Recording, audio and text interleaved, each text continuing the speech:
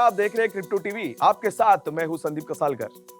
Financial information service industry के leading global content provider और knowledge portal CryptoWire की holding company Ticker Plant ने Google cloud के साथ कोलैबोरेशन की घोषणा की है। टिकर प्लांट और गूगल के साथ हुई पार्टनरशिप का एम क्रिप्टोवायर इकोसिस्टम को डेवलप करना है, जो एक कॉमन प्लेटफॉर्म पर क्रिप्टो करेंसी और ब्लॉकचेन इंडस्ट्री के सभी स्टेक होल्डर्स को कैटर करेगी। बिटकॉइन में आ सकती है फिर से गिरावट। फेड रेट में बढ़ोतरी की आशंका के बीच बिटकॉइन $41,000 के आसपास कर रहा था ट्रेड। ब्लूमबर्ग के मुताबिक बाइनांस के सीईओ चैंगपेंग झाओ है क्रिप्टो जगत के सबसे अमीर खिलाड़ी। ईडी ने 1,200 करोड़ रुपए के केरला के क्रिप्टो स्कैम मास्टर की प्रॉपर्टी जब्त की। अरबपति इन्वेस्टर बिल मिलर की संपत्ति का आधा हिस्सा बिटकॉइन में इन्वेस्टेड है। आरबीआई ने सीबीडीसी और क्रिप्टो करेंसी की निगरानी के लिए अलग डिपार्टमेंट बनाया।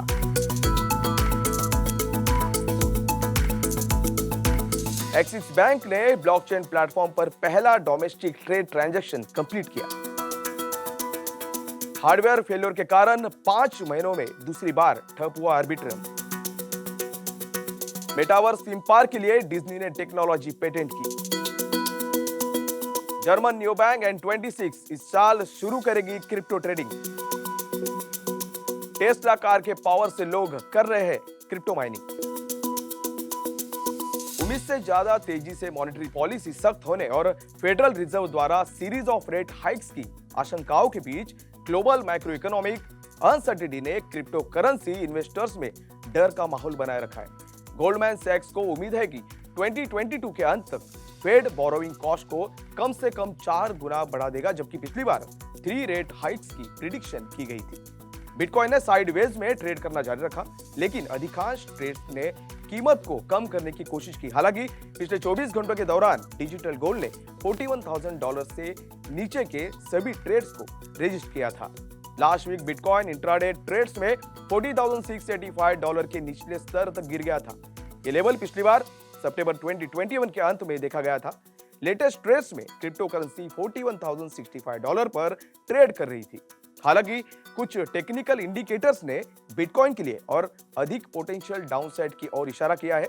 कुछ मीडिया आउटलेट्स ने डेथ क्रॉस के बारे में बताया। इस डेथ क्रॉस एक टेक्निकल इंडिकेटर है जो एक अपीयर होता है जब 50 days moving average 200 days moving average से नीचे गिर जाती है। बिटकॉइन और अन्य लीडिंग क्रिप्टो करेंसी के लिए मार्केट सेंटीमेंट्स को मापने के लिए डिजाइन किए गए tool fear and greed index के मुताबिक मार्केट सेंटीमेंट अभी भी फियर जोन में बना हुआ है। हालांकि ये 8 जनवरी के लो लेवल से ऊपर है, जब यह इंडेक्स एक्सट्रीम फियर जोन में फिसल गया था।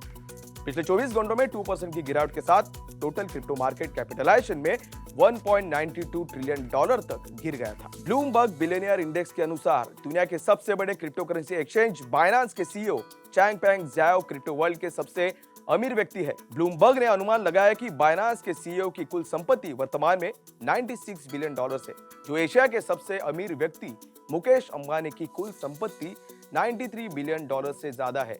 एनालिस्ट का अनुमान है कि झाओ का फॉर्चून और भी ज्यादा हो सकता है, क्योंकि उनकी क्रिप्टो करेंसी होल्डिंग्स के बारे में बहुत कम जानकारी है। क्रिप्टो करेंसी टाइकून जो एक टीनेजर के रूप में मैकडॉनल्ड्स में काम करते थे, अब तक अपने फॉर्चून के साइज पर कमेंट करने से कतराते हैं, लेकिन वो अपनी पूरी वेल्थ को डोनेट करने की योजना बना रहे हैं। FTX के सीईओ सैम बैंकमैन-फ्राइड और कॉइनबेस के सीईओ ब्रायन आर्मस्ट्रॉन्ग का नेटवर्थ $15.4 बिलियन और $8.93 बिलियन है।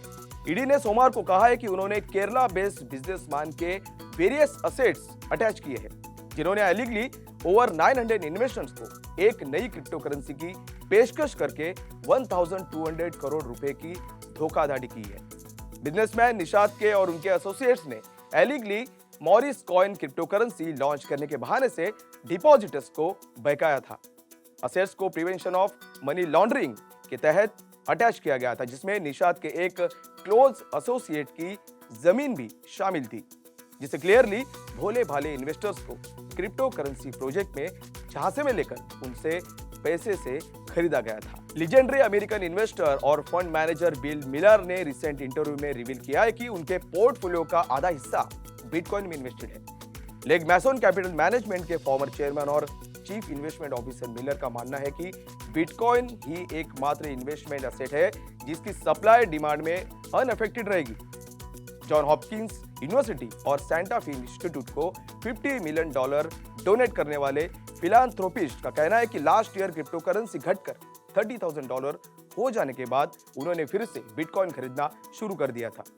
उनका मानना है कि अगर सरकार गोल्ड को जब्त करने का फैसला करती है तो डिजिटल गोल्ड इंश्योरेंस का काम कर सकता है। बिटकॉइन के अलावा उनकी कुल संपत्ति का लगभग 50% हिस्सा अमेज़न स्टॉक में इन्वेस्टेड है। रिजर्व बैंक ऑफ इंडिया ने सेंट्रल बैंक डिजिटल करेंसी के रोल आउट की निगरानी के लिए एक अलग डिपार्टमेंट बनाया है। ये department fast involving digital payment system को रेगुलेट करने के साथ साथ क्रिप्टो करेंसीज में होने वाले डेवलपमेंट को भी स्टडी करेगा। इसके अलावा ये डिपार्टमेंट सरकार को डिजिटल करेंसी सेक्टर पर कड़ी निगरानी रखने में मदद करेगा और जरूरत पड़ने पर सरकार को इस सेक्टर द्वारा ऑफर किए जाने वाले कुछ इंस्ट्रूमेंट्स को बैन करने की सिफारिश भी कर सकता है। नया डिपार्टमेंट आरबीआई द्वारा डेवलप होलसेल और रिटेल दो टाइप की सीबीडीसीज की डेवलपमेंट को ओवरसीज करेगा।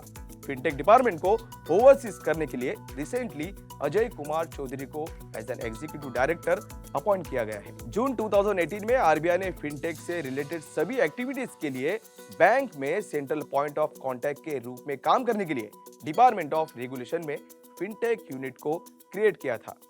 नए डिपार्टमेंट के ऑब्जेक्टिव्स में फिनटेक सेक्टर में इनोवेशन को प्रमोट करना, चैलेंजेस और अपॉर्चुनिटीज को आइडेंटिफाई करना और उन्हें टाइमली मैनर में एड्रेस करना शामिल है। रविवार को 7 घंटे के लिए ठप हुए इथेरियम लेयर 2 नेटवर्क आर्बिट्रम ने इस घटना के लिए सीक्वेंसर आउटेज को जिम्मेदार ठहराया।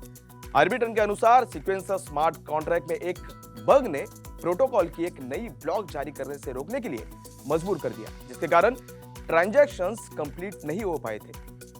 मेन सीक्वेंसर नोड में एक हार्डवेयर फेलियर होने की वजह से ये इशू हुआ था और सॉफ्टवेयर अपडेट इन प्रोग्रेस होने के कारण कंट्रोल एज्यूम करने वाला बैकअप सीक्वेंसर भी फेल हो गया था। हालांकि डेवलपर्स ने यूजर्स के कैश को सिक्योर कर लिया है।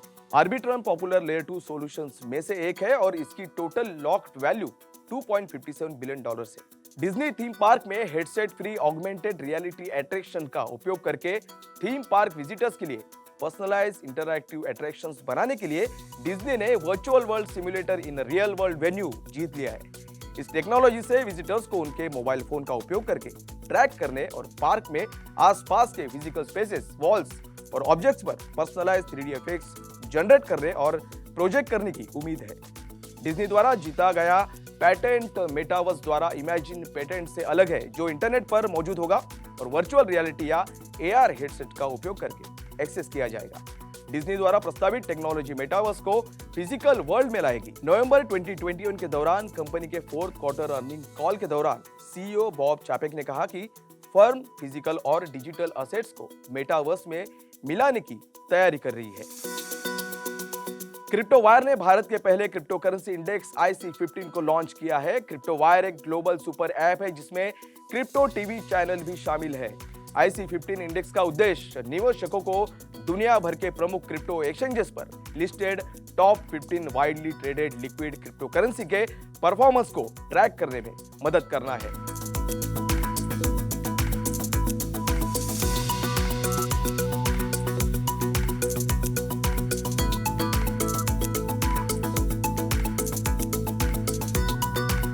आज की खबरों में बस इतना ही। बनाइए क्रिप्टो टीवी को अपना साथी और बने रहे क्रिप्टो टीवी के साथ। मैं संदीप कसरकर आपसे विदा लेता हूं। सुरक्षित रहे, स्वस्थ रहे।